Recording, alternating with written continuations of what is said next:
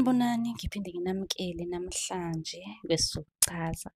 Bengicela-ke bakithi ukuthi uma ukuthi-ke usanda kufika kule channel, ngiyazi khona bathi ngiyalanda, but ngiyazi kusuke kunabantu abasha abangenayo. Kube ukuthi uya-subscribe la ku-YouTube, kuno-subscribe, uyayishera kwilink kubantu ohleli nabo, ucele be-subscribe. Uma uyibuka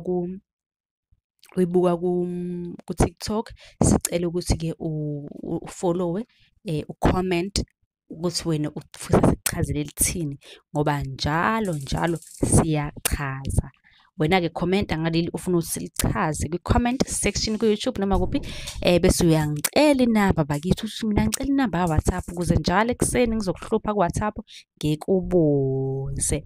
Ngizoqala-ke ngichaze ukuthi-ke lo buzile ezothola impendulo ubuze ukuthini. Obuzile kuma-comment ubhale ukuthi mina-ke ngiphuphe umqhele wobukhosi, omunye wabuza nje ngomqhele.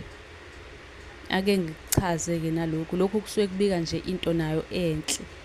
Njengoba lo mqhele ngowobukhosi, uzophumelela, uzohlonishwa ngokwezinga lakho. Kungenzeka ukuthi kunesikhalo osifunayo esiphezulu, kungenzeka ukhushukelwe isikhalo esithize, hlampe ngokwezinga lempilo ukhuphuke kube phezulu, hlampe emsebenzini unikwa isikhundla esiphezulu. Kodwa nje khona kuhlangene nenhlahla nobukhosi okuhle, kusho ukuthi kunokuhle abadala abafisa ukukwenzela khona.